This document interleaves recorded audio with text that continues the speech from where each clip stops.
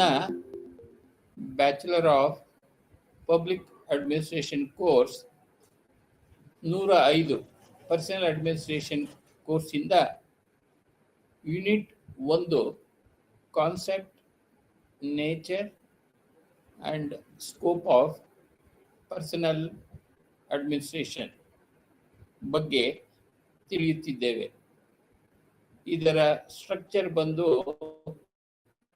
Objectives, introduction, concept of personal administration, meaning of personal administration, nature of personal administration, personal administration evolution and development, scope of personal administration, need for reforms in personal administration. ಕೊನೆಯದಾಗಿ ಇವುಗಳೆಲ್ಲರ summary ನಾವು ಇಂದು ಕಲಿಯಲಿದ್ದೇವೆ. ಕನ್ನಡಕ್ಕೆ ಅನುವಾದ ಮಾಡಿದಾಗ BPAC 105 block 1 ಸಿಬ್ಬಂದಿ ಆಡಳಿತ, ಘಟಕ 1 ಪರಿಕಲ್ಪನೆ, ಸ್ವಭಾವ ಮತ್ತು ಸಿಬ್ಬಂದಿ ಆಡಳಿತದ ವ್ಯಾಪ್ತಿ. ಇದರ ರಚನೆಯಲ್ಲಿ ಈ ಕೆಳಕಂಡಂತೆ ನಾವು ಕಲಿಯಲಿದ್ದೇವೆ.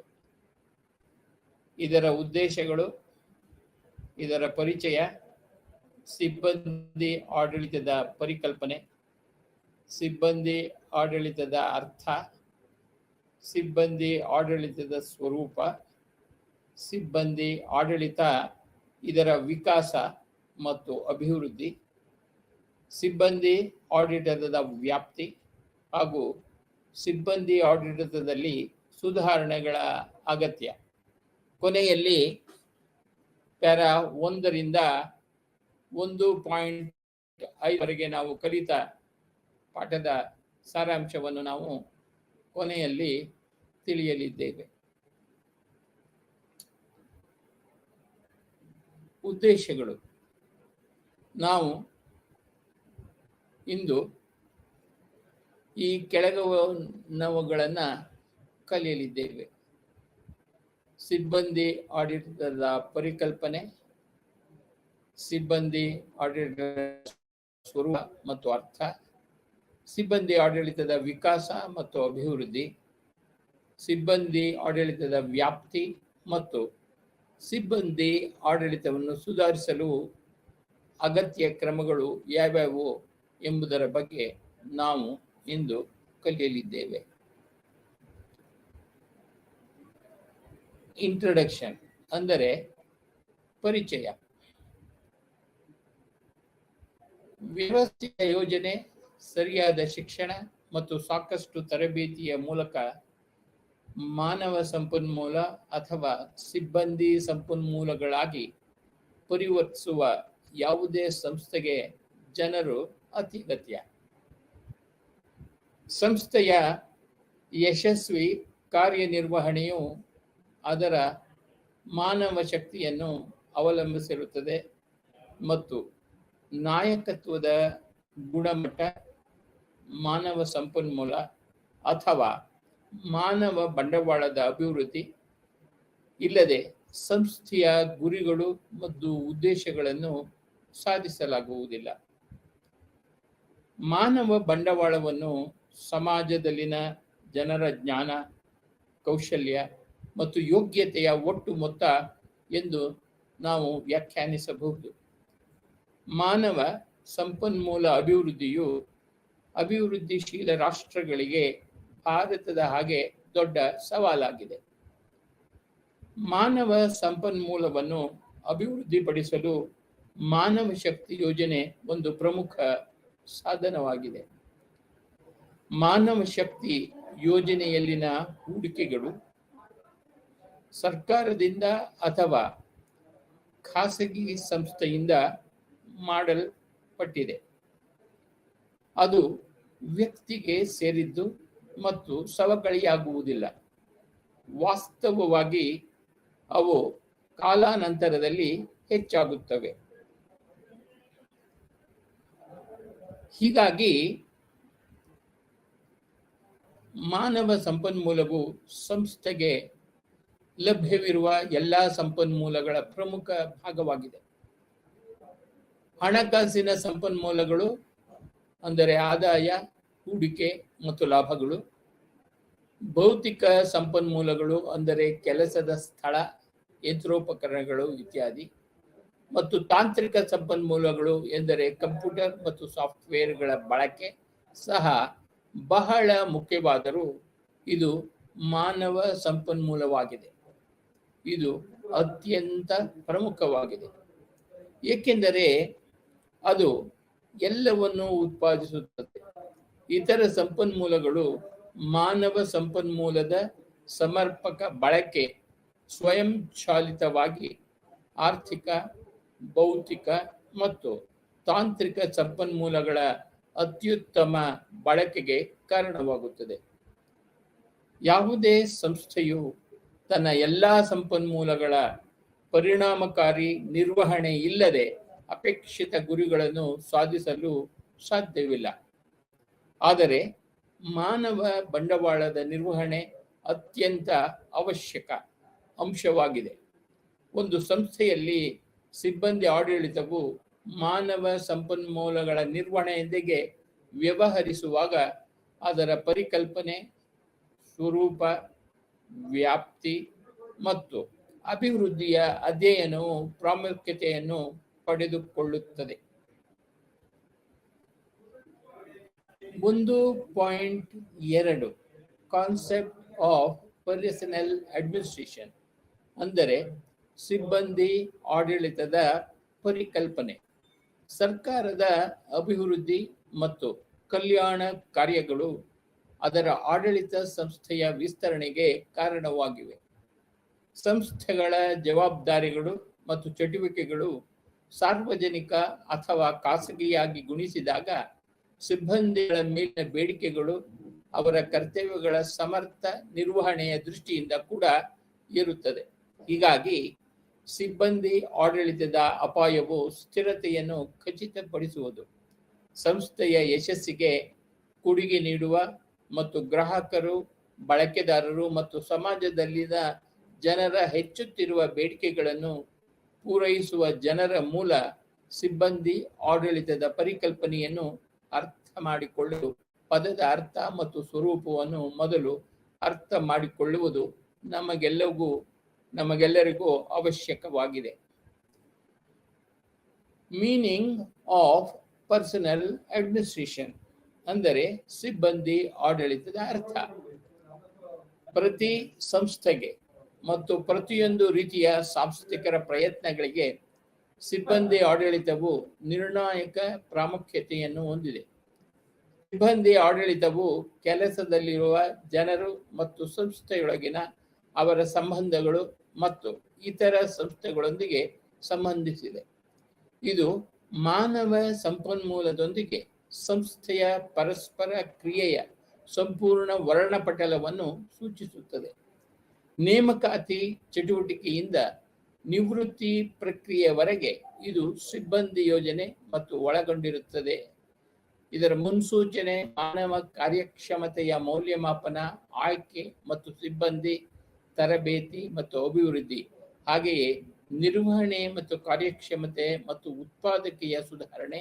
ಸಿಬ್ಬಂದಿ ಆಡಳಿತವು ಸಂಸ್ಥೆಯ ಒಟ್ಟಾರೆ ಪರಿಣಾಮಕಾರಿತ್ವಕ್ಕೆ ನಿಕಟ ಸಂಬಂಧ ಹೊಂದಿದೆ. ಸಿಬ್ಬಂದಿ ಆಡಳಿತ ಎಂಬ ಪದಕ್ಕೆ ಯಾವುದೇ ಪ್ರಮಾಣಿತ ವ್ಯಾಖ್ಯಾನವಿಲ್ಲ. ಆದಾಗ್ಯೂ ಅರ್ಥ, ವ್ಯಾಪ್ತಿ ಮತ್ತು ಉದ್ದೇಶದ ಬಗ್ಗೆ ಬರಹಗಾರರಲ್ಲಿ ವ್ಯಾಪಕವಾದ ಏಕಾಭಿಪ್ರಾಯವಿದೆ. ಎಡ್ವಿನ್ ಬಿ ಪಿಫೋ ಪ್ರಕಾರ ಸಿಬ್ಬಂದಿ ಕಾರ್ಯವು ಸಂಗ್ರಹಣೆಗೆ ಸಂಬಂಧಿಸಿದೆ. ಸಂಸ್ಥೆಯ ಪ್ರಮುಖ ಗುರಿಗಳು ಮತ್ತು ಉದ್ದೇಶಗಳ ಸಾಧನೆಗೆ ಕೊಡುಗೆ ನೀಡುವ ಉದ್ದೇಶಕ್ಕಾಗಿ ಸಂಸ್ಥೆಯ ಸಿಬ್ಬಂದಿಗಳ ಅಭಿವೃದ್ಧಿ, ಪರಿಹಾರ, ಏಕೀಕರಣ ಮತ್ತು ನಿರ್ವಹಣೆ. ಆದ್ದರಿಂದ ಸಿಬ್ಬಂದಿ ನಿರ್ವಹಣೆ ಯೋಜನೆ ಆ ಆಪರೇಟಿವ್ ಕಾರ್ಯಗಳ ಕಾರ್ಯಕ್ಷಮತೆಯನ್ನು ಸಂಘಟಿಸುವುದು, ನಿರ್ದೇಶಿಸುವುದು ಮತ್ತು ನಿಯಂತ್ರಿಸುವುದು. ಡೇಲ್ ಯೋಡರ್ ಪ್ರಕಾರ ಸಿಬ್ಬಂದಿ ನಿರ್ವಹಣೆ ಬದಲಿಗೆ ಮಾನವ ಶಕ್ತಿ ನಿರ್ವಹಣೆ ಎಂಬ ಪದವನ್ನು ಬಳಸುತ್ತಾರೆ ಮತ್ತು ಅದರ ವ್ಯಾಪ್ತಿಯಲ್ಲಿ ಕಾರ್ಮಿಕ ಸಂಬಂಧಗಳು ಮತ್ತು ಸಿಬ್ಬಂದಿ ಆಡಳಿತ ಎರಡನ್ನು ಒಳಗೊಂಡಿದೆ. ಅವರ ಪ್ರಕಾರ ಈ ಪದವು ಅಪ್ಲಿಕೇಶನ್ ಅನ್ನು ಯೋಜಿಸುವ ಮತ್ತು ನಿರ್ದೇಶಿಸುವ ಪ್ರಕ್ರಿಯೆಗಳು ಮತ್ತು ಮಾನವ ಸಂಪನ್ಮೂಲಗಳ ಅಭಿವೃದ್ಧಿ ಮತ್ತು ಬಳಕೆಯನ್ನು ಪರಿಣಾಮಕಾರಿಯಾಗಿ ವಿವರಿಸುತ್ತದೆ. ಉದ್ಯೋಗದಾತರು, ಉದ್ಯೋಗಿಗಳು, ಸಂಘಗಳು ಮತ್ತು ಸಾರ್ವಜನಿಕ ಸಂಸ್ಥೆಗಳು ಈ ಪ್ರಕ್ರಿಯೆಗಳಲ್ಲಿ ಎಲ್ಲರೂ ಪ್ರಮುಖ ಪಾತ್ರಗಳನ್ನು ವಹಿಸುತ್ತಾರೆ. ಥಾಮಸ್ ಜಿ ಸ್ಟೇಟ್ಸ್ರ ಪ್ರಕಾರ ಸಿಬ್ಬಂದಿ ಆಡಳಿತವು ಕೆಲಸದಲ್ಲಿ ವ್ಯಕ್ತಿಗಳನ್ನು ಸಂಘಟಿಸುವ ಮತ್ತು ಪರಿಣಾಮ ನೀಡುವ ವಿಧಾನಗಳಲ್ಲಿ ಒಂದಾಗಿದೆ. ಇದರಿಂದಾಗಿ ಅವರು ಪ್ರತಿಯೊಬ್ಬರೂ ತಮ್ಮ ಆಂತರಿಕ ಸಾಮರ್ಥ್ಯಗಳ ಅತ್ಯುತ್ತಮ ಸಾಕ್ಷಾತ್ಕಾರವನ್ನು ಪಡೆಯುತ್ತಾರೆ. ಹೀಗಾಗಿ ತಮ್ಮ ಮತ್ತು ಅವರ ಗುಂಪಿಗೆ ಗರಿಷ್ಠ ದಕ್ಷತೆಯನ್ನು ಸಾಧಿಸುತ್ತಾರೆ ಮತ್ತು ಆ ಮೂಲಕ ಅವರು ಭಾಗವಾಗಿರುವ ಉದ್ಯಮಕ್ಕೆ ನೀಡುವುದು ಸ್ಪರ್ಧಾತ್ಮಕ ಪ್ರಯೋಜನ ಮತ್ತು ಅತ್ಯುತ್ತಮ ಫಲಿತಾಂಶಗಳನ್ನು ನಿರ್ಧರಿಸುವುದು. ಮೈಕೆಲ್ ಜೆ ಜುಸಿಯಸ್ ಸಿಬ್ಬಂದಿ ಆಡಳಿತವನ್ನು ನಿರ್ವಹಣೆಯ ಕ್ಷೇತ್ರವಾಗಿದೆ. ಇದು ಕಾರ್ಮಿಕ ಬಲವನ್ನು ಸಂಗ್ರಹಿಸುವ, ಅಭಿವೃದ್ಧಿಪಡಿಸುವ, ನಿರ್ವಹಿಸುವ ಮತ್ತು ಬಳಸಿಕೊಳ್ಳುವ ವಿವಿಧ ಆಪರೇಟಿವ್ ಕಾರ್ಯಗಳನ್ನು ಯೋಜಿಸುವುದು, ಸಂಘಟಿಸುವುದು ಮತ್ತು ನಿಯಂತ್ರಿಸುವುದರದಾಗಿದೆ ಎಂದು ಹೇಳಿದ್ದಾರೆ. ಕಂಪನಿಯನ್ನು ಸ್ಥಾಪಿಸಿದ ಉದ್ದೇಶಗಳು ಮತ್ತು ಆಸಕ್ತಿಯನ್ನು ಆರ್ಥಿಕವಾಗಿ ಮತ್ತು ಪರಿಣಾಮಕಾರಿಯಾಗಿ ಸಾಧಿಸಲಾಗುತ್ತದೆ ಮತ್ತು ಎಲ್ಲ ಹಂತದ ಸಿಬ್ಬಂದಿಯ ಉದ್ದೇಶಗಳು ಮತ್ತು ಆಸಕ್ತಿಯನ್ನು ಸಾಧ್ಯವಾದಷ್ಟು ಹೆಚ್ಚಿನ ಮಟ್ಟದಲ್ಲಿ ನೀಡಲಾಗುತ್ತದೆ. ಯುನೈಟೆಡ್ ಕಿಂಗ್ಡಮ್ನಲ್ಲಿ ಇನ್ಸ್ಟಿಟ್ಯೂಟ್ ಆಫ್ ಪರ್ಸನಲ್ ಮ್ಯಾನೇಜ್ಮೆಂಟ್ ಸಿಬ್ಬಂದಿ ನಿರ್ವಹಣೆಯನ್ನು ಸಂಸ್ಥೆಯೊಳಗಿನ ಸಂಬಂಧಗಳಿಗೆ ಸಂಬಂಧಿಸಿದ ನಿರ್ವಹಣಾ ಕಾರ್ಯದಾಗ ಎಂದು ವ್ಯಾಖ್ಯಾನಿಸುತ್ತದೆ. ಉದ್ಯಮವನ್ನು ರೂಪಿಸುವ ಮತ್ತು ವ್ಯಕ್ತಿಯ ಮತ್ತು ಕಾರ್ಯನಿರತ ಗುಂಪುಗಳ ಯೋಗಕ್ಷೇಮವನ್ನು ಗಮನದಲ್ಲಿಟ್ಟುಕೊಂಡು ಅದರ ಯಶಸ್ಸಿಗೆ ತಮ್ಮ ಅತ್ಯುತ್ತಮ ಕೊಡುಗೆಯನ್ನು ನೀಡಲು ಸಾಧ್ಯವಾಗುವಂತೆ ಮಾಡುವ ಪರಿಣಾಮಕಾರಿ ಸಂಘಟನೆಯಾಗಿ ಪುರುಷರು ಮತ್ತು ಮಹಿಳೆಯರನ್ನು ಒಟ್ಟುಗೂಡಿಸುವುದು ಮತ್ತು ಅಭಿವೃದ್ಧಿಪಡಿಸುವುದು ಇದರ ಗುರಿಯಾಗಿದೆ. ನಿರ್ದಿಷ್ಟವಾಗಿ ಸಿಬ್ಬಂದಿ ನಿರ್ವಹಣೆಯು ಆಡಳಿತ ನೀತಿಗಳ ಅಭಿವೃದ್ಧಿಗೆ ಸಂಬಂಧಿಸಿದೆ. ಮಾನವ ಶಕ್ತಿ ಯೋಜನೆಗೆ ನಿಯೋಜನೆ ಮತ್ತು ಮುಕ್ತಾಯ. ಎರಡನೆಯದು ಶಿಕ್ಷಣ, ತರಬೇತಿ ಮತ್ತು ವೃತ್ತಿ ಅಭಿವೃದ್ಧಿ. ಉದ್ಯೋಗದ ನಿಯಮಗಳು, ವಿಧಾನಗಳು ಮತ್ತು ಸಂಭಾವನೆಯ ಮಾನದಂಡಗಳು. ಕೆಲಸ ಪರಿಸ್ಥಿತಿಗಳು ಮತ್ತು ಉದ್ಯೋಗಿಗಳ ಸೇವೆಗಳು. ಔಪಚಾರಿಕ ಮತ್ತು ಅನೌಪಚಾರಿಕ ಸಂವಹನ ಮತ್ತು ಸಮಾಲೋಚನೆ. ಉದ್ಯೋಗದಾತರು ಮತ್ತು ಉದ್ಯೋಗಿಗಳ ಪ್ರತಿನಿಧಿಗಳ ಮೂಲಕ ಮತ್ತು ಸಂಸ್ಥೆಯಾದ್ಯಂತ ಎಲ್ಲ ಹಂತಗಳಲ್ಲಿ ಮತ್ತು ವಿವಾದಗಳ ನಿವಾರಣೆ ಮತ್ತು ಪರಿಹಾರಕ್ಕಾಗಿ ವೇತನ, ಕೆಲಸದ ಪರಿಸ್ಥಿತಿಗಳು ಮತ್ತು ಕಾರ್ಯವಿಧಾನಗಳ ಕುರಿತಾದ ಒಪ್ಪಂದಗಳ ಮಾತುಕತೆ ಮತ್ತು ಅನ್ವಯದ ಬಗ್ಗೆ ನಾವು ಯೋಚಿಸಬೇಕಾಗುತ್ತದೆ.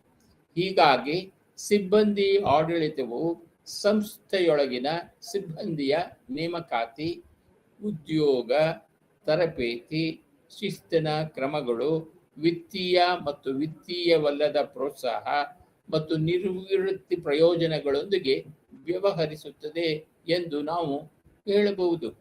ಇದು ಮಾನವ ಸ್ವಭಾವದ ಬಗ್ಗೆಯೂ ವ್ಯವಹರಿಸುತ್ತದೆ.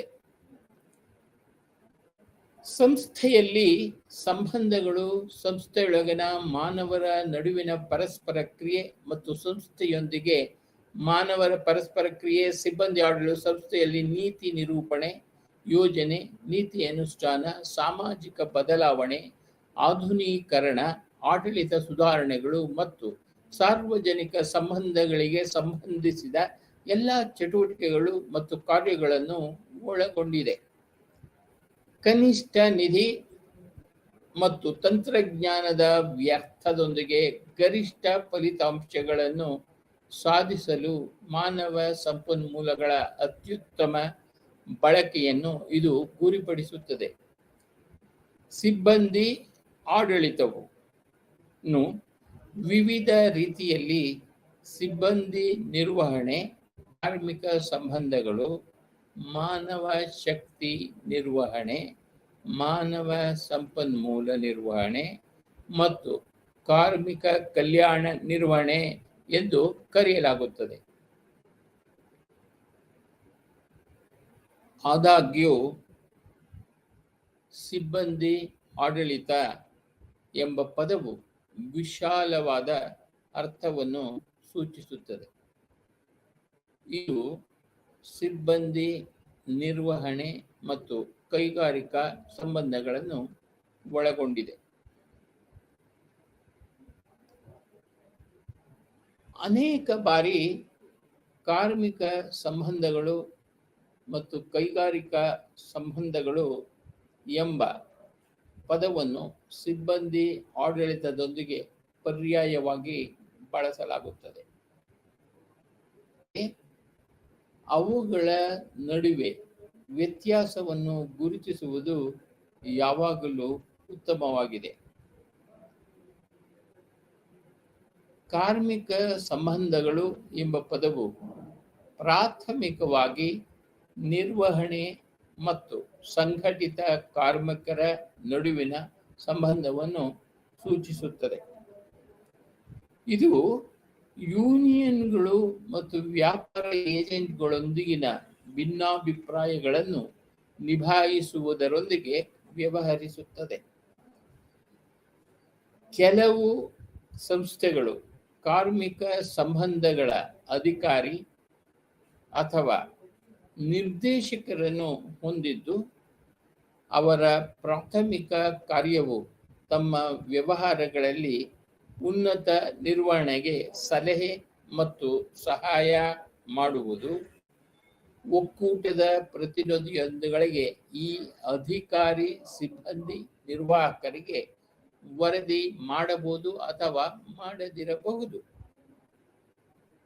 ಕಾರ್ಮಿಕ ಸಂಬಂಧ ಅಧಿಕಾರಿ ಅಥವಾ ನಿರ್ದೇಶಕರು ಇಲ್ಲದಿರುವ ಸಂಘಟಿತ ಸಂಸ್ಥೆಯಲ್ಲಿ ಸಿಬ್ಬಂದಿ ನಿರ್ವಾಹಕರು ಕಾರ್ಮಿಕ ಸಂಬಂಧಗಳ ಅಧಿಕಾರಿಯ ಕಾರ್ಯವನ್ನು ನಿರ್ವಹಿಸುತ್ತಾರೆ.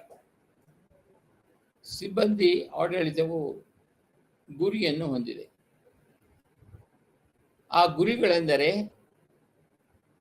ಮಾನವ ಸಂಪನ್ಮೂಲಗಳ ಪರಿಣಾಮಕಾರಿ ಬಳಕೆ, ಸಂಸ್ಥೆಯ ಎಲ್ಲ ಸದಸ್ಯರ ನಡುವೆ ಅಪೇಕ್ಷಣೀಯ ಕಾರ್ಯ ಸಂಬಂಧಗಳು, ಗರಿಷ್ಠ ಅಭಿವೃದ್ಧಿ, ಸಂಸ್ಥೆಯ ಸಾಮಾಜಿಕ ಮತ್ತು ಕಾನೂನು ಜವಾಬ್ದಾರಿಗಳನ್ನು ಪೂರೈಸುವುದು. ಮೈಕೆಲ್ ಜೆ ಜೂಸಿಯಸ್ ಪ್ರಕಾರ ಸಿಬ್ಬಂದಿ ನಿರ್ವಹಣೆ ಗುರಿಯನ್ನು ಹೊಂದಿರಬೇಕು. ಅವುಗಳೆಂದರೆ ಸಾಂಸ್ಥಿಕ ಗುರಿಗಳನ್ನು ಸಾಧಿಸುವುದು, ಆರ್ಥಿಕವಾಗಿ ಮತ್ತು ಪರಿಣಾಮಕಾರಿಯಾಗಿ ಎರಡು ವೈಯಕ್ತಿಕ ಗುರಿಗಳನ್ನು ಸಾಧ್ಯವಾದಷ್ಟು ಹೆಚ್ಚಿನ ಮಟ್ಟದಲ್ಲಿ ಪೂರೈಸುವುದು, ಮತ್ತು ಸಮುದಾಯದ ಸಾಮಾನ್ಯ ಕಲ್ಯಾಣವನ್ನು ಕಾಪಾಡುವುದು ಮತ್ತು ಮುನ್ನಡೆಸುವುದು. ಈ ಉದ್ದೇಶಗಳನ್ನು ಪಡೆಯಲು ಸಿಬ್ಬಂದಿ ಆಡಳಿತವು POSDCORB, that is planning, organising, staffing, directing, controlling, reporting and budgeting, ಕನ್ನಡದಲ್ಲಿ ಯೋಜನೆ, ಸಂಘಟನೆ, ಸಿಬ್ಬಂದಿ, ನಿರ್ದೇಶನ, ಸಮನ್ವಯ, ವರದಿ ಮತ್ತು ಬಜೆಟ್ ಮತ್ತು ಸಂಸ್ಥೆಯಲ್ಲಿನ ವ್ಯಕ್ತಿಗಳ ಸಹಕಾರ ಪ್ರಯತ್ನಗಳನ್ನು ನಿಯಂತ್ರಿಸುವ ಚಟುವಟಿಕೆಗಳಿಗೆ ಸಂಬಂಧಿಸಿದೆ. 1.2.2 ನೇಚರ್ ಆಫ್ ಪರ್ಸನಲ್ ಅಡ್ಮಿನಿಸ್ಟ್ರೇಷನ್ ಅಂದರೆ ಸಿಬ್ಬಂದಿ ಆಡಳಿತದ ಸ್ವರೂಪ. ಯಾವುದೇ ಆಡಳಿತಾತ್ಮಕ ಸಂಸ್ಥೆಗೆ ಸಿಬ್ಬಂದಿ ಕಾರ್ಯವು ನಿರ್ಣಾಯಕವಾಗಿದೆ. ಅದನ್ನು ನಿರ್ಲಕ್ಷಿಸಲು ಸಂಸ್ಥೆಗೆ ಸಾಧ್ಯವಿಲ್ಲ. ಆದ್ದರಿಂದ ಇದು ಸರಕಾರ ಅಥವಾ ಅರೆ ಅಥವಾ ಸರ್ಕಾರೇತರ ಸಂಸ್ಥೆಗಳಲ್ಲಿ ನಿರ್ವಹಣೆಯ ಮೂಲಭೂತ ಜವಾಬ್ದಾರಿಯಾಗಿದೆ. ಸಾಮಾಜಿಕ ಆರ್ಥಿಕ ಪರಿಸರದಲ್ಲಿನ ಬದಲಾವಣೆಗಳು ನಿರ್ವಹಣೆಯ ಮೇಲೆ ತಮ್ಮ ಪರಿಣಾಮವನ್ನು ಬೀರುತ್ತವೆ. ಒಟ್ಟಾರೆ ಸಾಮಾಜಿಕ ಆರ್ಥಿಕ ಪರಿಸರದಲ್ಲಿ ಸಂಭವಿಸುವ ಬದಲಾವಣೆಗಳಿಂದಾಗಿ ನಿರ್ವಹಣಾ ಪರಿಸರವು ಬದಲಾಗುತ್ತಲೇ ಇರುತ್ತದೆ. ರಾಜಕೀಯ ಪರಿಸರವು ಸಂಸ್ಥೆಯಲ್ಲಿ ಕೆಲಸದ ವಾತಾವರಣದ ಮೇಲೆ ಪರಿಣಾಮ ಬೀರುತ್ತದೆ. ಅಂತಹ ಬದಲಾವಣೆಗಳು ಸಿಬ್ಬಂದಿ ಆಡಳಿತದಲ್ಲಿ ಪ್ರತಿಫಲಿಸುತ್ತದೆ. ನಾವು ಬದಲಾವಣೆಗಳನ್ನು ಮಾತನಾಡಿದಾಗ ಆ ಬದಲಾವಣೆಗಳು ಯಾವ್ಯಾವುದು ಎಂಬುದನ್ನು ನಾವು ಕಂಡಾಗ ಇದು ಹೀಗಿರಬಹುದು ಎಂದು ಯೋಜಿಸಲಾಗಿದೆ. ಸರ್ಕಾರಿ ಸೇವಾ ಸಂಸ್ಥೆಗಳಿಗೆ ಪ್ರವೇಶಿಸುವ ಸಿಬ್ಬಂದಿಗಳ ಮಿಶ್ರಣವನ್ನು ಬದಲಾಯಿಸುವುದು, ಸಿಬ್ಬಂದಿ ಮೌಲ್ಯಗಳನ್ನು ಬದಲಾಯಿಸುವುದು, ತಮ್ಮ ಉದ್ಯೋಗಿಗಳಿಂದ ಸರ್ಕಾರದ ನಿರೀಕ್ಷೆಗಳನ್ನು ಹೆಚ್ಚಿಸುವುದು, ಮತ್ತು 4ನೆಯದು ವಿವಿಧ ಹಂತಗಳಲ್ಲಿ ಸರ್ಕಾರದಿಂದ ಜನರ ನಿರೀಕ್ಷೆಗಳನ್ನು ಹೆಚ್ಚಿಸುವುದು. ಹೀಗಾಗಿ ಸಾಮಾಜಿಕ, ಆರ್ಥಿಕ ಮತ್ತು ರಾಜಕೀಯ ಸನ್ನಿವೇಶದಲ್ಲಿನ ಬದಲಾವಣೆಗಳಿಂದ ನಿರ್ವಹಣೆಯು ಪರಿಣಾಮ ಬೀರುತ್ತದೆ.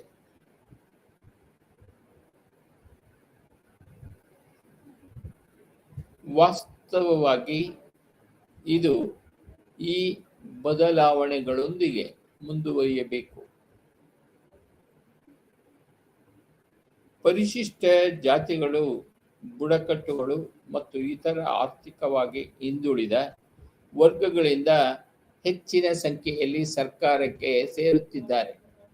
ಸೇವೆ, ಉನ್ನತ ಶಿಕ್ಷಣ, ತಾಂತ್ರಿಕ ಕೌಶಲ್ಯ ಹೊಂದಿರುವವರು ಹೆಚ್ಚಿನ ಸಂಖ್ಯೆಯಲ್ಲಿ ಸರ್ಕಾರಿ ಸೇವೆಗೆ ಸೇರುತ್ತಿದ್ದಾರೆ. ಸಾರ್ವಜನಿಕ ಸೇವೆಗಳಲ್ಲಿ ಮಹಿಳೆಯರ ಸಂಖ್ಯೆಯು ಹೆಚ್ಚುತ್ತಿದೆ. ಇದು ನಿಜವಾಗಿಯೂ ಕೆಲಸ ಮಾಡುವ ಶಕ್ತಿಯ ಅನುಪಾತವನ್ನು ಬದಲಾಯಿಸಿದೆ. ಚಟುವಟಿಕೆಗಳ ಪ್ರಸರಣದೊಂದಿಗೆ ಅಭಿವೃದ್ಧಿ ಮತ್ತು ಕಲ್ಯಾಣ ಕಾರ್ಯಕ್ರಮಗಳ ಅಡಿಯಲ್ಲಿ ಉದ್ಯೋಗಿಗಳು ಈಗ ಹೆಚ್ಚು ಸಮರ್ಥ ಮತ್ತು ದಕ್ಷತೆಯನ್ನು ನಿರೀಕ್ಷಿಸಲಾಗಿದೆ. ಆಡಳಿತವು ಪರಿಣಾಮಕಾರಿ ಮತ್ತು ಸಹಾನುಭೂತಿಯಿಂದ ಕೂಡಿದೆ ಎಂದು ಜನರು ನಿರೀಕ್ಷಿಸುತ್ತಾರೆ. ಆಡಳಿತಾತ್ಮಕ ಚಟುವಟಿಕೆಗಳಲ್ಲಿ ಜನರ ಒಳಗೊಳ್ಳುವಿಕೆ ಹೆಚ್ಚುತ್ತಿದೆ. ಆಡಳಿತದ ಮೇಲಿನ ನಿರಂತರ ಬೇಡಿಕೆಗಳಿಂದಾಗಿ ಸಿಬ್ಬಂದಿ ಆಡಳಿತದ ಪಾತ್ರವು ಬದಲಾಗುತ್ತಿದೆ. ಲೈನ್ ಮತ್ತು ಸಿಬ್ಬಂದಿ ಕಾರ್ಯಗಳನ್ನು ನಿರ್ವಹಿಸಲು ಸಿಬ್ಬಂದಿ ಅಗತ್ಯವಿದೆ. ಸಂಸ್ಥೆಯ ಪ್ರಾಥಮಿಕ ಉದ್ದೇಶಕ್ಕೆ ನೇರವಾಗಿ ಸಂಬಂಧಿಸಿದ ಚಟುವಟಿಕೆಗಳನ್ನು ಲೈನ್ ಕಾರ್ಯಗಳು ಎಂದು ಕರೆಯಲಾಗುತ್ತದೆ. ಸಿಬ್ಬಂದಿ ಕಾರ್ಯಗಳು ಲೈನ್ ಕೆಲಸದ ಕಾರ್ಯಕ್ಷಮತೆಯನ್ನು ಸುಗಮಗೊಳಿಸುತ್ತವೆ ಮತ್ತು ಸಹಾಯ ಮಾಡುತ್ತವೆ. ಅವು ದ್ವಿತೀಯ ಚಟುವಟಿಕೆಗಳಲ್ಲಿನ ಸ್ವರೂಪದಲ್ಲಿರುತ್ತವೆ ಮತ್ತು ಲೈನ್ ಏಜೆನ್ಸಿಗಳ ಪರಿಣಾಮಕಾರಿತ್ವವನ್ನು ಹೆಚ್ಚಿಸುತ್ತವೆ. ಉದಾಹರಣೆಗೆ, ಅಗತ್ಯ ಸಂಖ್ಯೆಯ ಸಿಬ್ಬಂದಿಯನ್ನು ಸಂಸ್ಕರಿಸುವಲ್ಲಿ ಮತ್ತು ಪೂರೈಸುವಲ್ಲಿ ಸಹಾಯ ಹಾಗೂ ಜೊತೆಗೆ ಸಿಬ್ಬಂದಿಗಳ ತರಬೇತಿ ಮತ್ತು ಅಭಿವೃದ್ಧಿ ಮೂಲಭೂತವಾಗಿ ಸಿಬ್ಬಂದಿಯ ಕಾರ್ಯಗಳಾಗಿವೆ. ಲೈನ್ ಮತ್ತು ಸಿಬ್ಬಂದಿಯ ಸಹಾಯವಿಲ್ಲದೆ ಸಂಸ್ಥೆಯು ಕಾರ್ಯನಿರ್ವಹಿಸಲು ಸಾಧ್ಯವಿಲ್ಲ. ಇಲ್ಲಿ ನಾವು ಲೈನ್ ಅಂಡ್ ಸ್ಟಾಫ್ ಅಂತ ತಿಳಿದುಕೊಳ್ಳಬೇಕಾಗುತ್ತದೆ. ಲೈನ್ ಮತ್ತು ಸ್ಟಾಫ್ ಸಿಬ್ಬಂದಿಯ ಸಹಾಯವಿಲ್ಲದೆ ಸಂಸ್ಥೆಯು ಕಾರ್ಯನಿರ್ವಹಿಸಲು ಸಾಧ್ಯವಿಲ್ಲ ಎಂದು ನಾವು ಅರ್ಥ ಮಾಡಿಕೊಳ್ಳಬೇಕಾಗುತ್ತದೆ. ಸಿಬ್ಬಂದಿ ಕಾರ್ಯಗಳನ್ನು ಯಾಕೆ ಎಂದರೆ ಪೋಸ್ಟ್ ಕಾರ್ಬ್ನಲ್ಲಿ ಪ್ಲಾನಿಂಗ್, ಆರ್ಗನೈಸಿಂಗ್, ಸ್ಟಾಫಿಂಗ್ ಈ ಸಿಬ್ಬಂದಿ ಸ್ಟಾಫಿಂಗ್ಗೆ ಹೋಲುತ್ತದೆ. ಆದ್ದರಿಂದ ಲೈನ್ ಮತ್ತು ಸ್ಟಾಫ್ ಸಿಬ್ಬಂದಿಯ ಸಹಾಯವಿಲ್ಲದೆ ಸಂಸ್ಥೆಯು ಕಾರ್ಯನಿರ್ವಹಿಸಲು ಸಾಧ್ಯವಿಲ್ಲ ಎಂದು ನಾವು ತಿಳಿದುಕೊಳ್ಳಬೇಕಾಗುತ್ತದೆ. ಸಿಬ್ಬಂದಿ ಕಾರ್ಯಗಳನ್ನು ಉಳಿದ ಆಡಳಿತಾತ್ಮಕ ಕಾರ್ಯಗಳಿಂದ ಪ್ರತ್ಯೇಕಿಸಲು ಸಾಧ್ಯವಿಲ್ಲ. ಸ್ಟಾಫ್ ಕಾರ್ಯಗಳು ಸಂಸ್ಥೆಯಲ್ಲಿ ಲೈನ್ ಮತ್ತು ಸ್ಟಾಫ್ ಚಟುವಟಿಕೆಗಳನ್ನು ಒಳಗೊಂಡಿರುತ್ತದೆ. ಸಿಬ್ಬಂದಿ ಆಡಳಿತವು ಯಾವಾಗಲೂ ಔಪಚಾರಿಕ ಸಂಸ್ಥೆಯ ಭಾಗವಾಗಿರುವುದಿಲ್ಲ. ಯಾವುದೇ ಸಂಸ್ಥೆಯು ಕೇವಲ ಔಪಚಾರಿಕ ನಿಯಮಗಳು ಮತ್ತು ನಿಬಂಧನೆಗಳ ಆಧಾರದ ಮೇಲೆ ನಡೆಯಲು ಸಾಧ್ಯವಿಲ್ಲ. ಇದು ಕಾರ್ಯಗತಗೊಳಿಸಲು ಅಧಿಕಾರ ಮತ್ತು ಜವಾಬ್ದಾರಿ ಜಾಲದಲ್ಲಿ ರಚನೆಯಾಗಿರುವ ಮಾನವರನ್ನು ಒಳಗೊಂಡಿದೆ.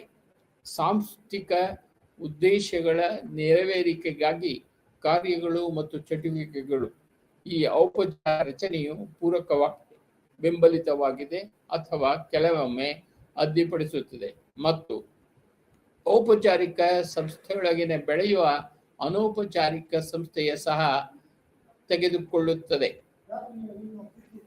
ಇದು ನೈಸರ್ಗಿಕ ವಿದ್ಯಮಾನವಾಗಿದೆ ಮತ್ತು ಔಪಚಾರಿಕ ಗುಂಪುಗಳ ಸಿಬ್ಬಂದಿಗಳ ನಡುವಿನ ಸಾಮಾಜಿಕ ಮತ್ತು ಸಾಂಸ್ಕೃತಿಕ ಸಂಬಂಧಗಳನ್ನು ಆಧರಿಸಿದೆ. ಅನೌಪಚಾರಿಕ ಸಂಘಟನೆಯ ಬೆಳವಣಿಗೆಗೆ ರಾಜಕೀಯ, ಆರ್ಥಿಕ ಮತ್ತು ಮಾನಸಿಕ ಅಂಶಗಳು ಸಹ ಕೊಡುಗೆ ನೀಡುತ್ತವೆ. ಸಿಬ್ಬಂದಿ ಆಡಳಿತದ ಕಾರ್ಯಗಳು ದಿನದಿಂದ ದಿನಕ್ಕೆ ಹೆಚ್ಚು ಸಂಕೀರ್ಣವಾಗುತ್ತಿವೆ. ಸಿಬ್ಬಂದಿ ಆಡಳಿತದ ಸಮಸ್ಯೆಗಳು ಒಂದು ಸಂಸ್ಥೆಯಿಂದ ಇನ್ನೊಂದಕ್ಕೆ ಭಿನ್ನವಾಗಿರುತ್ತದೆ. ದೊಡ್ಡ ಸಂಸ್ಥೆಗಳು ಹೆಚ್ಚಿನ ಕಾರ್ಯಗಳನ್ನು ನಿರ್ವಹಿಸುತ್ತವೆ ಏಕೆಂದರೆ ಹೆಚ್ಚು ಜನರನ್ನು ನೇಮಿಸಿಕೊಳ್ಳುತ್ತವೆ ಮತ್ತು ವಿವಿಧ ಉದ್ದೇಶಗಳನ್ನು ಪೂರೈಸುತ್ತವೆ. ಅಂತಹ ಸಂಸ್ಥೆಗಳಲ್ಲಿ ಸಿಬ್ಬಂದಿ ಆಡಳಿತದ ಕಾರ್ಯಗಳು ಹೆಚ್ಚು ಜಟಿಲವಾಗಿವೆ. ಸಿಬ್ಬಂದಿ ಆಡಳಿತವು ಎಲ್ಲ ಸಮಯದಲ್ಲೂ ಮನುಷ್ಯರೊಂದಿಗೆ ವ್ಯವಹರಿಸುವಂತೆ ನೌಕರರ ಪ್ರೇರಣೆ ಮತ್ತು ನೈತಿಕತೆಯ ನಿರ್ಣಾಯಕ ಕಾರ್ಯಗಳು ಇರಬೇಕಾಗುತ್ತದೆ. ವ್ಯವಸ್ಥಿತವಾಗಿ ಅವರ ಮೂಲಕ ನಿರ್ವಹಿಸಲಾಗುತ್ತದೆ.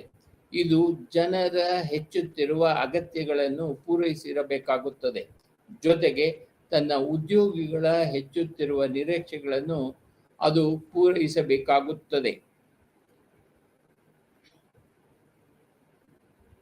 Personal administration, evolution and development. ಈಗ ನಾವು ಸಿಬ್ಬಂದಿ ಆಡಳಿತದ ವಿಕಾಸ ಮತ್ತು ಅಭಿವೃದ್ಧಿಯನ್ನು ತಿಳಿಯಲಿದ್ದೇವೆ.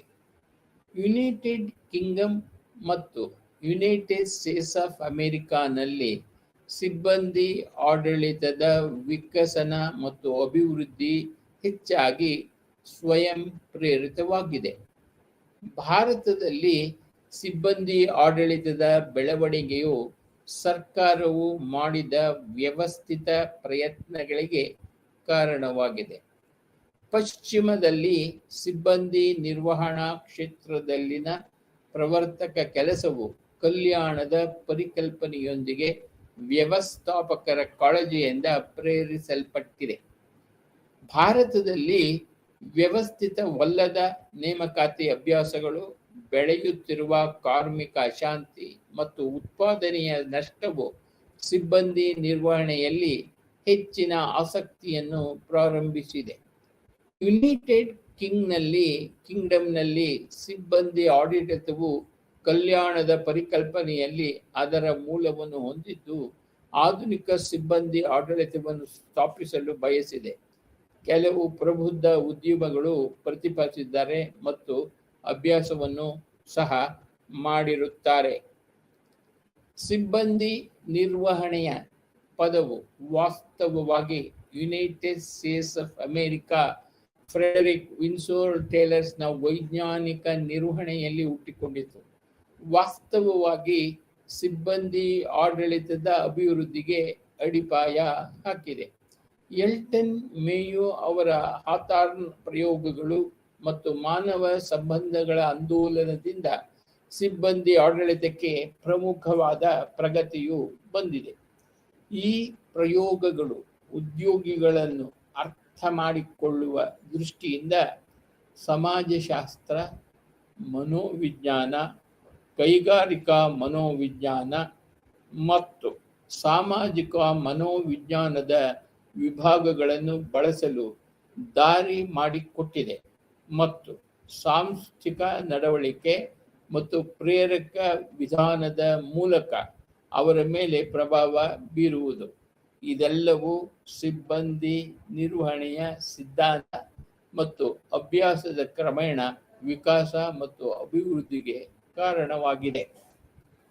ಸಿಬ್ಬಂದಿ ನಿರ್ವಹಣೆಯು ಬೆಳವಣಿಗೆಗೆ ಕಾರಣವಾದ ಇತರ ಘಟನೆಗಳು ಮತ್ತು ಪ್ರಭಾವಗಳು ಇವೆ.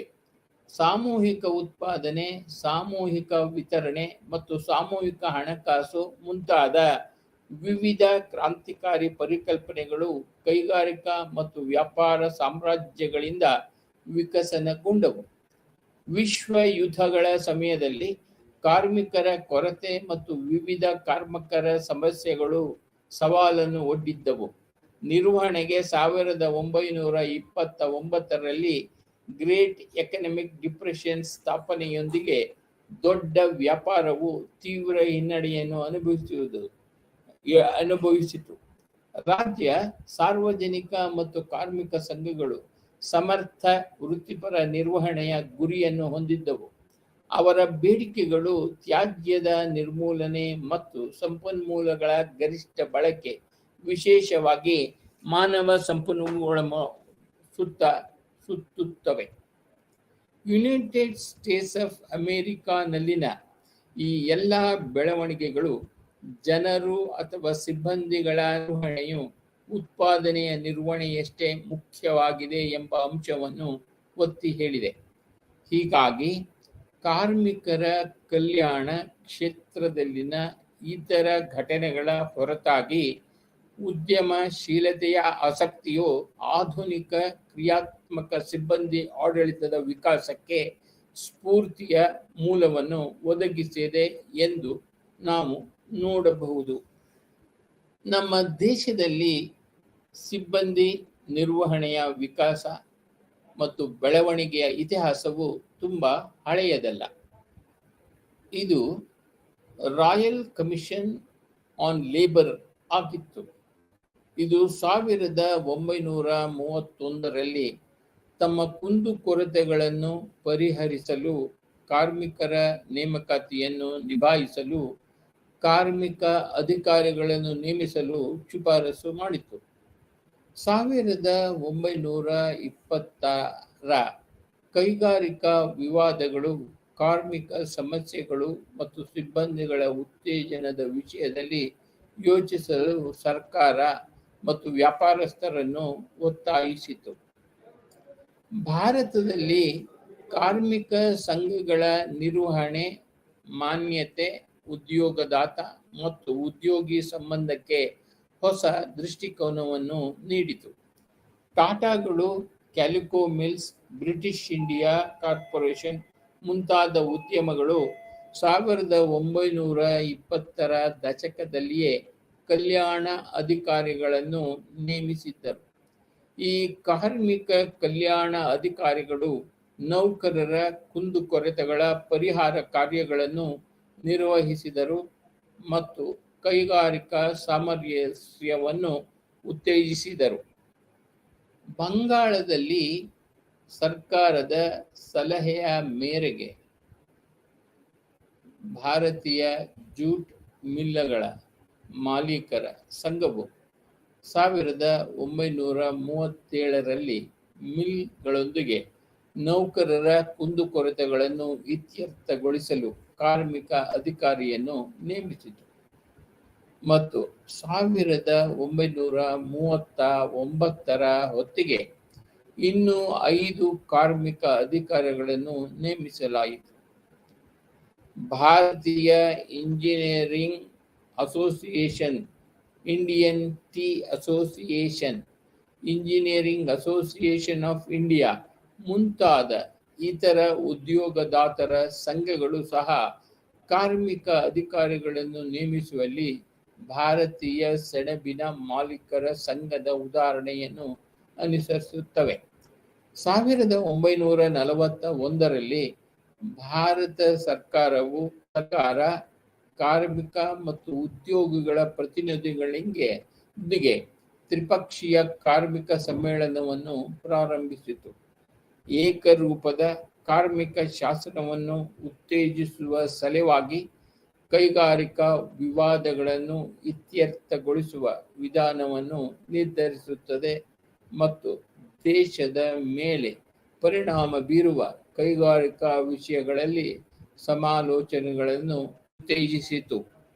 ಅವರು ಕಾರ್ಮಿಕ ನೀತಿಯ ಶಾಶ್ವತ ಮತ್ತು ನಿಯಮಿತ ಲಕ್ಷಣಗಳಾಗಿವೆ. 1948ರಲ್ಲಿ ಕಾರ್ಖಾನೆಗಳ ನಿಯಮಗಳ ಕಾಯ್ದೆಯು ಕಲ್ಯಾಣ ಅಧಿಕಾರಿ ಎಂಬ ಉದ್ಯಮದಲ್ಲಿ ಹೊಸ ಶಾಸನಬದ್ಧ ಅಧಿಕಾರಿಯ ನೇಮಕಾತಿ, ಕರ್ತವ್ಯಗಳು ಮತ್ತು ಅರ್ಹತೆಗಳನ್ನು ನಿಗದಿಪಡಿಸಿತು. ನಂತರದ ವರ್ಷಗಳಲ್ಲಿ ಪರ್ಸನಲ್ ಆಫೀಸರ್ ಎಂಬ ಮತ್ತೊಬ್ಬ ಅಧಿಕಾರಿ ಹೊರಹೊಮ್ಮಿದ್ದರು. ಸಿಬ್ಬಂದಿ ಅಧಿಕಾರಿ ಕಾರ್ಮಿಕ ಕಲ್ಯಾಣ, ಕೈಗಾರಿಕಾ ಸಂಬಂಧಗಳು ಮತ್ತು ಸಿಬ್ಬಂದಿ ಆಡಳಿತದೊಂದಿಗೆ ವ್ಯವಹರಿಸುತ್ತಾರೆ.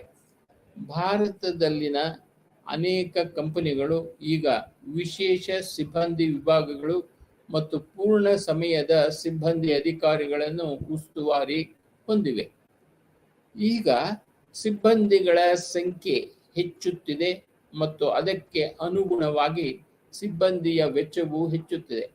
ನಾಗರಿಕ ಸೇವಾ ಸಮೀಕ್ಷೆ 2010ರ ವರದಿಯ ಪ್ರಕಾರ ಸುಮಾರು 6.4 ದಶಲಕ್ಷ ಉದ್ಯೋಗಿಗಳು ಅಖಿಲ ಭಾರತ ಸೇವೆಗಳು, ಕೇಂದ್ರ ಮತ್ತು ರಾಜ್ಯ ಸೇವೆಗಳಿಗೆ ಕೆಲಸ ಮಾಡುತ್ತಿದ್ದಾರೆ ಎಂದು ಹೇಳಲಾಗಿದೆ.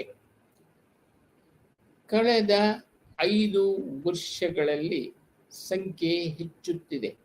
ಸರ್ಕಾರಿ ಇಲಾಖೆಗಳು, ಸಾರ್ವಜನಿಕ ಮತ್ತು ಖಾಸಗಿ ಸಂಸ್ಥೆಗಳಲ್ಲಿ ಹೆಚ್ಚು ತಜ್ಞರು, ತಂತ್ರಜ್ಞರನ್ನು ನೇಮಿಸಲಾಗುತ್ತಿರುವುದರಿಂದ ಸಿಬ್ಬಂದಿಯಲ್ಲಿ ವೈವಿಧ್ಯೀಕರಣಕ್ಕೆ ಸಂಬಂಧಿಸಿದಂತೆ ಒಂದು ಪ್ರವೃತ್ತಿಯೂ ಸಹ ಇದೆ.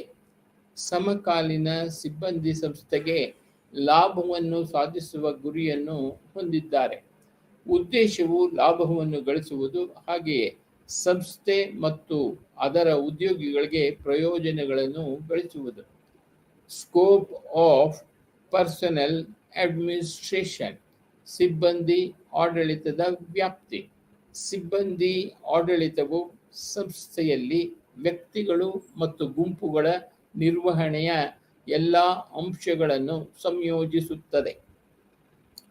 ಸಿಬ್ಬಂದಿ ಆಡಳಿತದ ಪ್ರಾಥಮಿಕ ಉದ್ದೇಶವೆಂದರೆ ನಾವು ಮೊದಲು ಘಟಕದಲ್ಲಿ ಓದಿದಂತೆ ಸಾಂಸ್ಥಿಕ ಗುರಿಗಳ ಅನ್ವೇಷಣೆಯಲ್ಲಿ ಮಾನವ ಸಂಪನ್ಮೂಲಗಳ ಪರಿಣಾಮಕಾರಿ ಬಳಕೆಯನ್ನು ಖಚಿತಪಡಿಸುವುದು. ಸಿಬ್ಬಂದಿ ಆಡಳಿತ ವಿಭಾಗಗಳು ವಿನ್ಯಾಸಗೊಳಿಸಬೇಕು ಮತ್ತು ಸಾಂಸ್ಥಿಕ ಕಾರ್ಯಗಳನ್ನು ಉದ್ಯೋಗಗಳಾಗಿ ವಿಭಜಿಸುವ ಮೂಲಕ ಸಂಸ್ಥೆಯ ಎಲ್ಲ ಸದಸ್ಯರ ನಡುವೆ ಪರಿಣಾಮಕಾರಿ ಕೆಲಸದ ಸಂಬಂಧವನ್ನು ಸ್ಥಾಪಿಸುವುದು. ಪ್ರತಿ ಉದ್ಯೋಗದ ಜವಾಬ್ದಾರಿ ಮತ್ತು ಅಧಿಕಾರ ಮತ್ತು ಸಂಸ್ಥೆಯಲ್ಲಿನ ಇತರ ಉದ್ಯೋಗಗಳೊಂದಿಗೆ ಅದರ ಸಂಬಂಧಗಳನ್ನು ಸ್ಪಷ್ಟವಾಗಿ ವ್ಯಾಖ್ಯಾನಿಸುವುದು.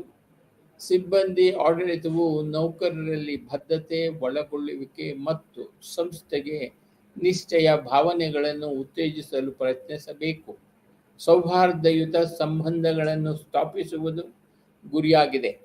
ಉದ್ಯೋಗಿಗಳ ನಡುವೆ ಮತ್ತು ವೈಯಕ್ತಿಕ ಅಸಹ್ಯ, ಪೈಪೋಟಿ ಮತ್ತು ಪೂರ್ವಾಗ್ರಹಗಳಿಂದ ಉಂಟಾಗುವ ಘರ್ಷಣೆಯ ಸಂದರ್ಭಗಳನ್ನು ತೊಡೆದುಹಾಕಲು ಸಿಬ್ಬಂದಿ ಆಡಳಿತವು ಸಂಸ್ಥೆಯಲ್ಲಿ ಒಲವು ಮತ್ತು ಸ್ವಜನ ಪಕ್ಷಪಾತದಂತಹ ಪ್ರತಿಕೂಲವಾದ ಅಭ್ಯಾಸಗಳನ್ನು ನಿಗ್ರಹಿಸಬೇಕಾಗುತ್ತದೆ.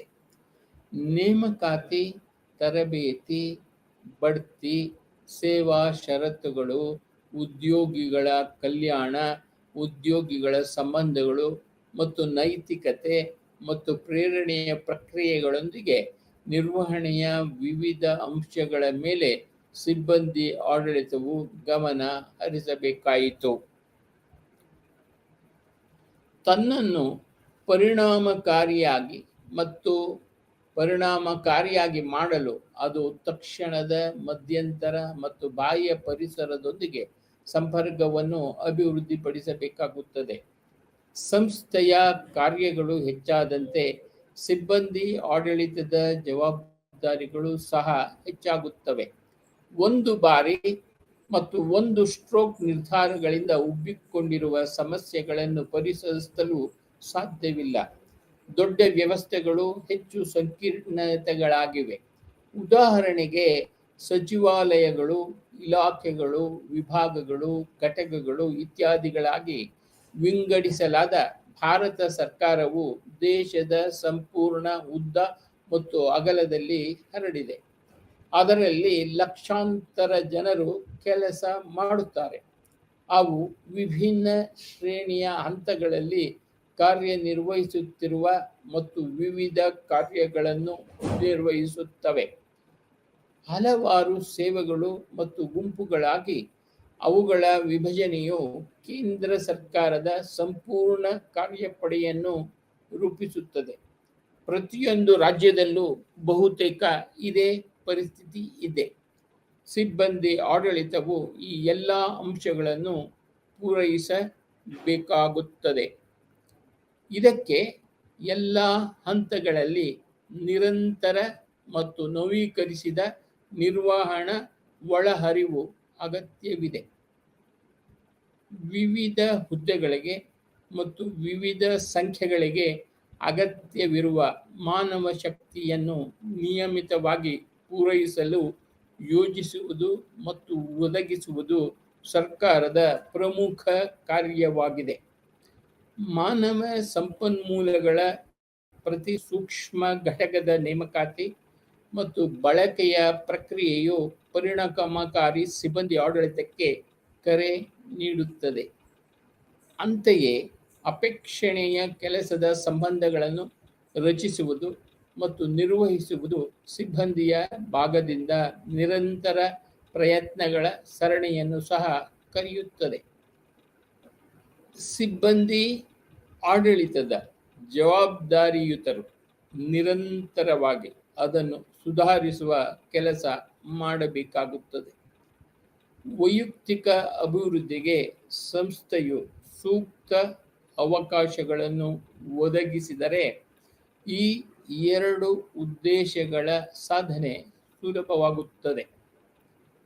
ಈ ಅವಕಾಶಗಳು ತರಬೇತಿ, ಆಂತರಿಕ ಮತ್ತು ಬಾಹ್ಯ ಚಲನಶೀಲತೆ, ಪ್ರಚಾರ, ಗುರುತಿಸುವಿಕೆ ಮತ್ತು ಪ್ರತಿಫಲದ ರೂಪದಲ್ಲಿ ಇರಬಹುದು.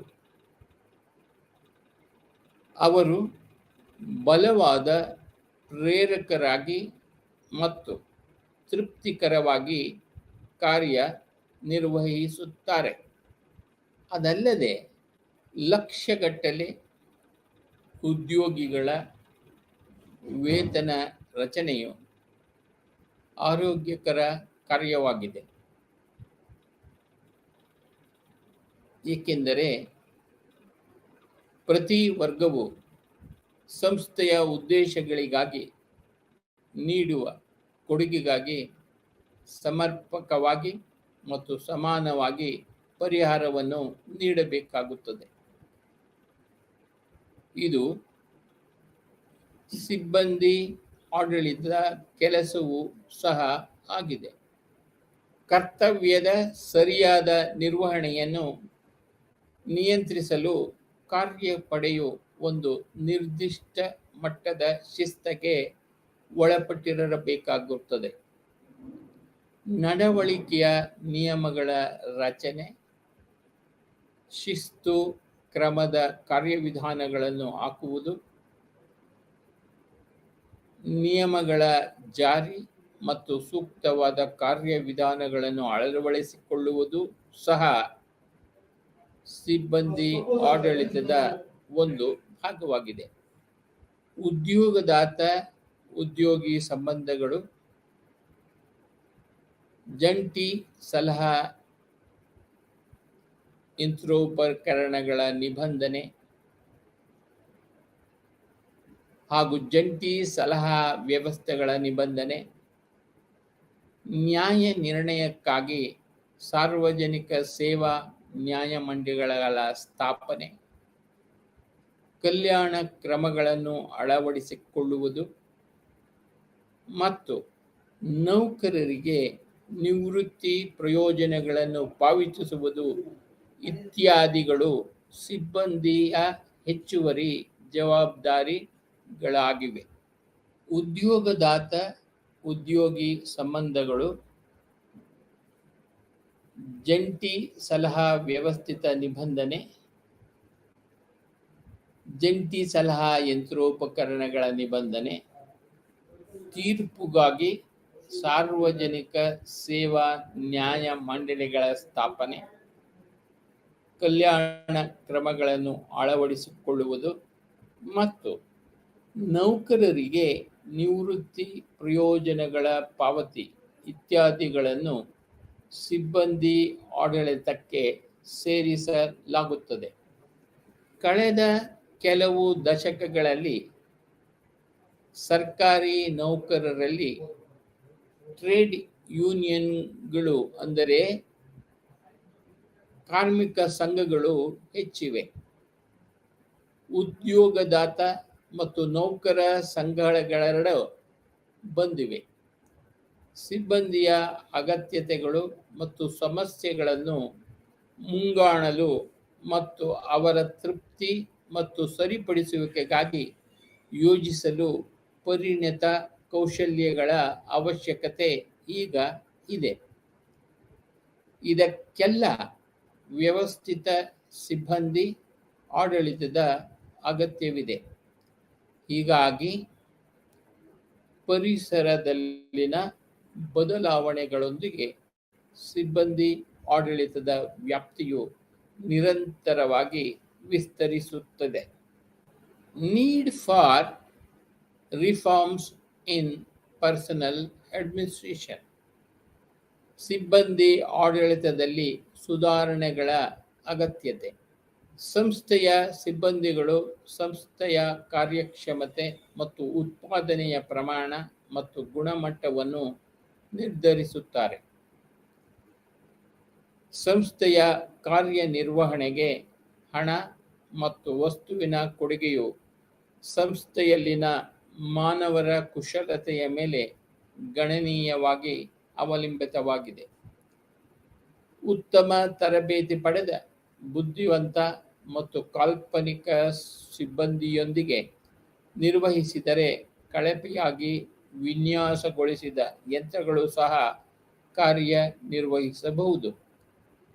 ಉತ್ತಮ ಯೋಜಿತ ಸಂಸ್ಥೆಯು ಸಾಧಾರಣ ಮತ್ತು ಅಸಂಘಟಿತ ಸಿಬ್ಬಂದಿಯಿಂದ ನಿರ್ವಹಿಸಲ್ಪಟ್ಟರೆ ಅತೃಪ್ತಿಕರ ಫಲಿತಾಂಶಗಳನ್ನು ಉಂಟು ಮಾಡಬಹುದು. ಹಾಗಾಗಿ ಸಿಬ್ಬಂದಿ ಸಂಘಟನೆಯ ಅವಿಭಾಜ್ಯ ಅಂಗವಾಗಿದೆ. ಅವರ ಅಗತ್ಯ ಕೌಶಲ್ಯಗಳು, ಯೋಗ್ಯತೆ, ಸಮಗ್ರತೆ ಮತ್ತು ಸಂಘಟನಾ ಸಾಮರ್ಥ್ಯದೊಂದಿಗೆ ಅವರು ತಮ್ಮ ಸಂಸ್ಥೆಗಳನ್ನು ರಾಷ್ಟ್ರ ನಿರ್ಮಾಣದಲ್ಲಿ ಪರಿಣಾಮಕಾರಿ ಸಂಸ್ಥೆಗಳೆಂದು ಚಿತ್ರಿಸಬಹುದು. ಈ ನಿಟ್ಟಿನಲ್ಲಿ ಪ್ರಯತ್ನಗಳು ನಡೆಯುತ್ತವೆ. 2005ರಲ್ಲಿ ಎರಡನೇ ಆಡಳಿತಾತ್ಮಕ ಸುಧಾರಣಾ ಆಯೋಗ ಅಂದರೆ ಅಡ್ಮಿನಿಸ್ಟ್ರೇಟಿವ್ ರಿಫಾರ್ಮ್ಸ್ ಕಮಿಷನ್ ಒಂದಿಗೆ ಗಮನವನ್ನು ಬದಲಾಯಿಸಲಾಗಿದೆ. ಮಾಹಿತಿ ಹಕ್ಕು, ಮಾನವ ಮತ್ತು ಸಾಮಾಜಿಕ ಬಂಡವಾಳ, ಸ್ಥಳೀಯ ಆಡಳಿತ, ಸಾಮರ್ಥ್ಯ ನಿರ್ಮಾಣ, ಬಿಕ್ಕಟ್ಟು ನಿರ್ವಹಣೆ ಮತ್ತು ಈ ಆಡಳಿತವು ಸುಧಾರಣೆ ಚೌಕಟ್ಟಿನೊಳಗೆ ಸಿಬ್ಬಂದಿ ಆಡಳಿತವನ್ನು ಪರಿಶೀಲಿಸುತ್ತದೆ. ಸಾರ್ವಜನಿಕ ವಲಯದ ಉದ್ಯಮಗಳು, ನಾಗರಿಕರ ಕುಂದುಕೊರತೆಗಳು ಮತ್ತು ಸುಧಾರಣೆಗಳಿಗಾಗಿ ಯೋಜನಾ ಯಂತ್ರೋಪಕರಣಗಳ ಬಗ್ಗೆ 1966ರ ಮೊದಲ ಅಡ್ಮಿನಿಸ್ಟ್ರೇಟಿವ್ ರಿಫಾರ್ಮ್ಸ್ ಕಮಿಷನ್ನ ಸಾಮಾನ್ಯ ಕಾಳಜಿಯ ಬದಲಿಗೆ ಸಾರ್ವಜನಿಕ ಸೇವೆಗಳಲ್ಲಿ ಮಾನವ ಸಂಪನ್ಮೂಲವನ್ನು ಬಲಪಡಿಸುವ ಎರಡನೇ ಅಡ್ಮಿನಿಸ್ಟ್ರೇಟಿವ್ ರಿಫಾರ್ಮ್ಸ್ ಕಮಿಷನ್ನ ಪ್ರಯತ್ನವೂ ಒಂದು ಜಿಗಿತವಾಗಿದೆ. ನಾಗರಿಕ ಸೇವೆಗಳ ಕನಿಷ್ಠ ಸಮೀಕ್ಷೆ 2010 ಗಮನಿಸಿದ್ದು, ಮಾನವ ಸಾಮರ್ಥ್ಯವನ್ನು ಪೂರೈಸಲು ಮತ್ತು ತ್ವರಿತ ಆರ್ಥಿಕ ಬೆಳವಣಿಗೆಯನ್ನು ಉತ್ತೇಜಿಸಲು ಅಗತ್ಯವಿರುವ ಸರ್ಕಾರದ ಅನಿರ್ದಿಷ್ಟ ಪಾತ್ರದ ಮೇಲೆ ರಾಜ್ಯ ಗಮನ ಹರಿಸಬೇಕಾಗುತ್ತದೆ. ನಿರಂತರವಾಗಿ ಹೆಚ್ಚುತ್ತಿರುವ ಜವಾಬ್ದಾರಿಗಳೊಂದಿಗೆ ಸಿಬ್ಬಂದಿ ಆಡಳಿತವು ನಿರ್ವಹಣೆಯ ಅನಿವಾರ್ಯ ಭಾಗವಾಗಿದೆ. ಸಂಸ್ಥೆಯ ರಚನೆಯಲ್ಲಿ ನವೀನ ಬದಲಾವಣೆಗಳನ್ನು ತರಲು ಸಿಬ್ಬಂದಿ ಆಡಳಿತವನ್ನು ಜವಾಬ್ದಾರಿಯುತವಾಗಿ ಮಾಡುವ ಅವಶ್ಯಕತೆ ಇದೆ.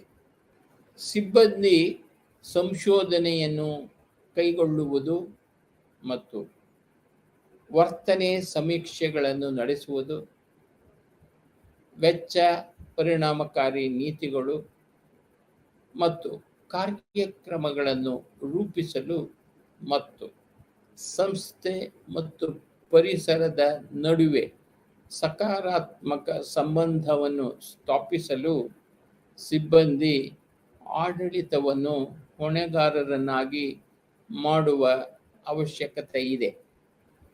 ನಿರಂತರವಾಗಿ ಬದಲಾಗುತ್ತಿರುವ ಸನ್ನಿವೇಶವು ಉತ್ತಮ ನೇಮಕಾತಿ ಕಾರ್ಯವಿಧಾನಗಳು, ಹೊಸ ತರಬೇತಿ ತಂತ್ರಗಳು, ಉನ್ನತ ಮರುತರಬೇತಿ ವಿಧಾನಗಳು, ಖಾಸಗಿ ಮತ್ತು ಸಾರ್ವಜನಿಕ ಕಲ್ಯಾಣ ಕಾರ್ಯಕ್ರಮಗಳ ನಡುವೆ ಸುಗಮವಾದ ಸಮನ್ವಯ, ಪರಿಣಾಮಕಾರಿ ಸಾಂಸ್ಥಿಕ ಅಭಿವೃದ್ಧಿ, ಉತ್ತಮ ಕಾರ್ಯಕ್ಷಮತೆ ಮೌಲ್ಯಮಾಪನ ವಿಧಾನಗಳು ಮತ್ತು ಹೆಚ್ಚು ಉಪಯುಕ್ತ ನಾಯಕತ್ವದ ಶೈಲಿಗಳಿಗೆ ಕರೆ ನೀಡುತ್ತವೆ. Bachelor of public administration course 105 personal ಅಡ್ಮಿನಿಸ್ಟ್ರೇಷನ್ನ unit 1 concept, nature and scope of personal administration ಬಗೆಗಿನ ಪ್ಯಾರ 1ರಿಂದ 1.5ರವರೆಗೆ ನಾವು ಕಲಿತ ಪಾಠಗಳ ಬಗ್ಗೆ ಸಾರಾಂಶವನ್ನು ನಾವು ಇಂದು ತಿಳಿಯಲಿದ್ದೇವೆ. ಅದು ಪ್ಯಾರ 1.6 ಸಾರಾಂಶ. ನಿರಂತರವಾಗಿ ಹೆಚ್ಚುತ್ತಿರುವ ಜವಾಬ್ದಾರಿಗಳೊಂದಿಗೆ ಸಿಬ್ಬಂದಿ ಆಡಳಿತವು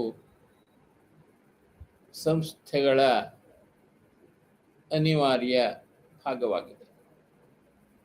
ಸಿಬ್ಬಂದಿಗಳು ಸಂಸ್ಥೆಗಳಿಗೆ